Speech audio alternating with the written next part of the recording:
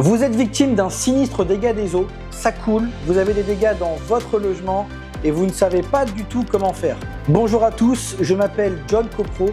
Dans cette vidéo, je vais vous expliquer simplement comment vous devez réagir face à une telle situation et je vais vous expliquer toutes les étapes importantes afin de vous permettre d'être indemnisé en réparation. Allez, c'est parti, juste après ça.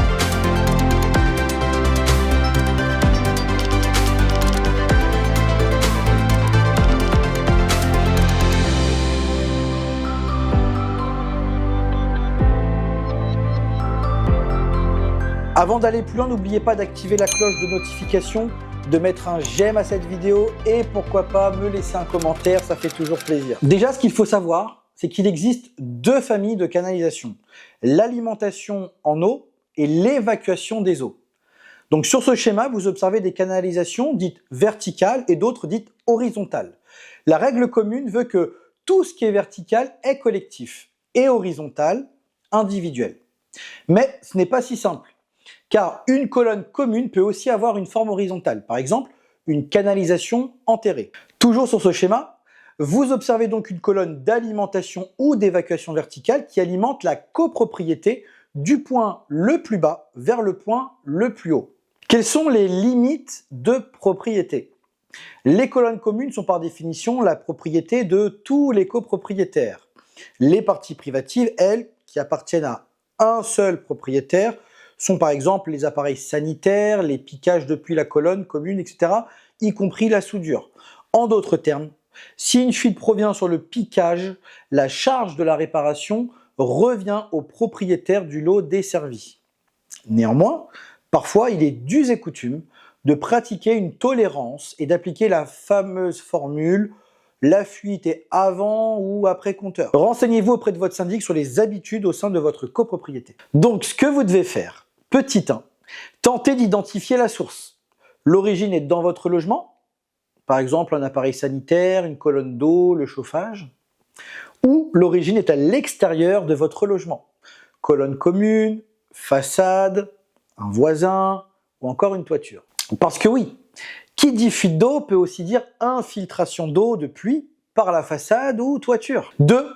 Contactez un professionnel pour réaliser une recherche de fuite. Le professionnel aura pour mission de réparer si possible et à minima de prendre toute mesure conservatoire, c'est-à-dire des mesures de sécurité visant à minimiser l'aggravation des dommages. Un rapport devra donc vous être fourni par ce professionnel à destination des différentes parties attenantes au sinistre. Toutefois, avant d'appeler un professionnel, vous devez consulter votre syndic pour qu'il puisse vous envoyer le plombier adéquat pour solutionner le problème, si l'origine est commune. Sinon, vous devrez directement appeler vous-même un professionnel. Pourquoi? Car en fonction de l'origine de la fuite, votre responsabilité peut être recherchée.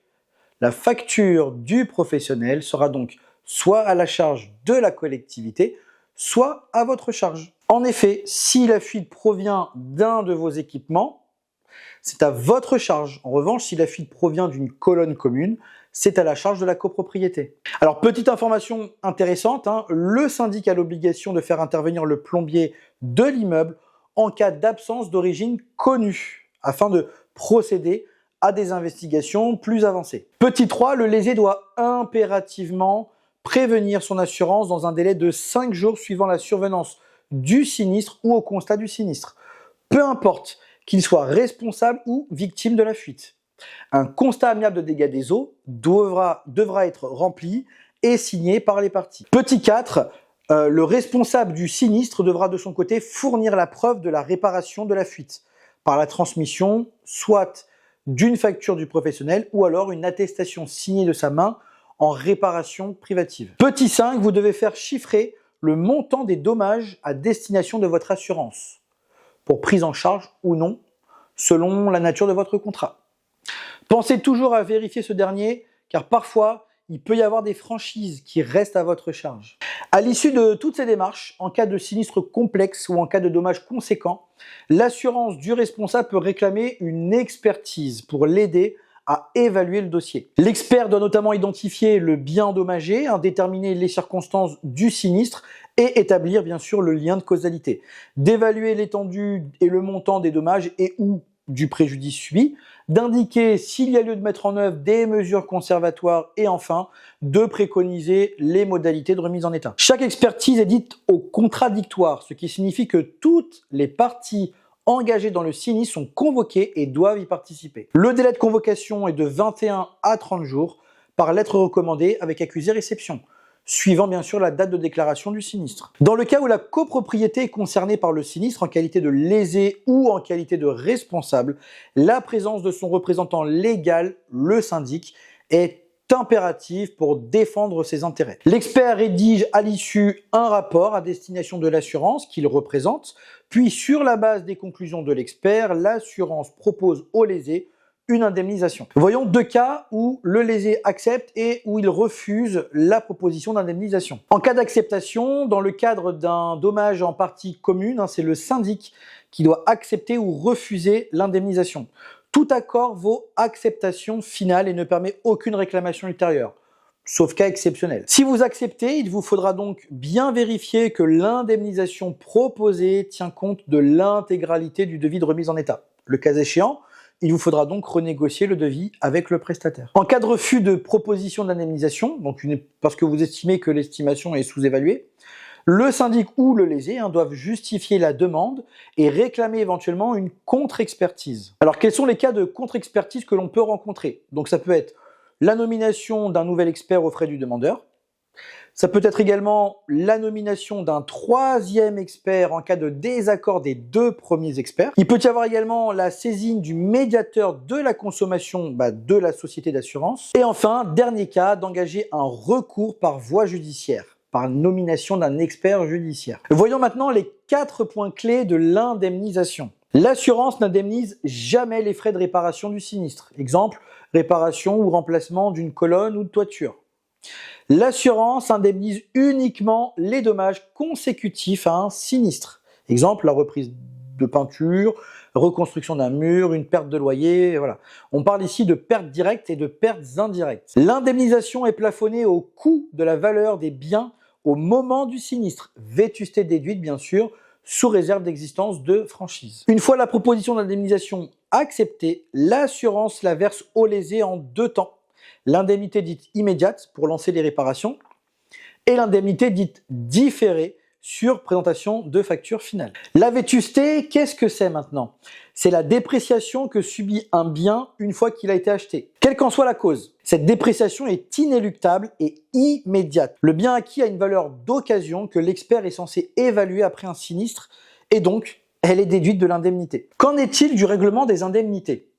Les assurances ont mis en place des conventions dites interassurances dans le but de permettre un versement plus rapide des sinistres au profit du lésé.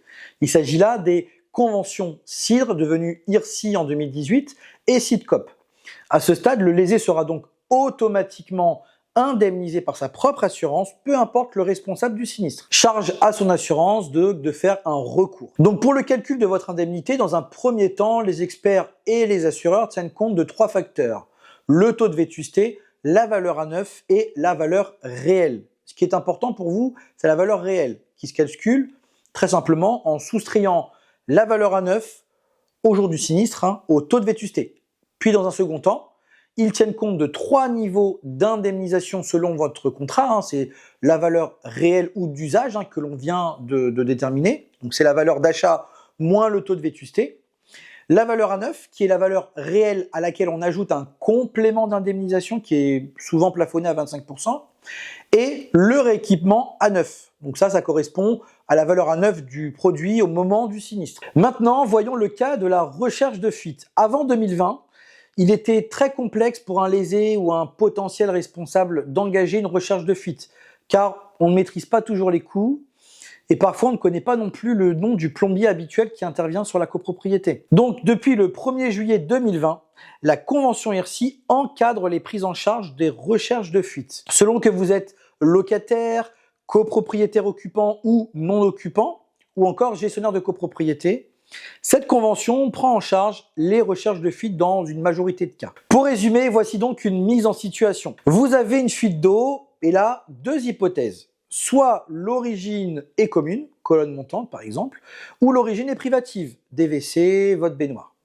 Comment savoir? Donc, deux règles, soit la règle juridique qui veut dire que ce qui est privatif part de votre piquage, y compris la soudure depuis votre colonne commune, ou alors d'appliquer la règle de bon sens qui est dans une grande majorité de copropriétés, c'est-à-dire tout ce qui est avant le compteur, c'est commun, tout ce qui est après le compteur, c'est privatif. Comment informer? Donc si l'origine est commune, vous devez faire intervenir le plombier de l'immeuble via votre syndic. En revanche, si l'origine est privative, il vous appartient de faire appel à votre plombier. Attention, je vous rappelle, le syndic a l'obligation de faire intervenir le plombier de l'immeuble en cas d'absence d'identification du sinistre. Il faut impérativement également savoir si vous avez des dégâts dans votre logement et aussi s'il y a des dégâts en partie commune.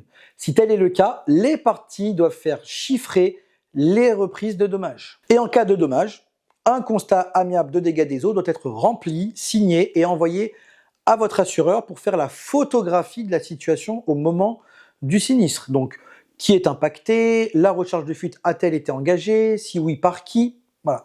Je ferai prochainement une vidéo qui expliquera comment remplir le constat amiable de dégâts des eaux. Et donc, celui-ci doit être bien sûr signé, déclaré aux assurances dans un délai de 5 jours. Et voilà, vous n'avez plus qu'à vous laisser bercer par les différents échanges et délais entre assurances et experts. Cette vidéo touche à sa fin. J'espère qu'elle vous a plu. N'oubliez pas de vous abonner pour recevoir de nombreux conseils sur la copropriété. Et surtout, dites-moi en commentaire si vous avez subi un dégât des eaux et comment vous vous en êtes sorti. Et quant à moi, je vous dis à très vite pour une prochaine vidéo.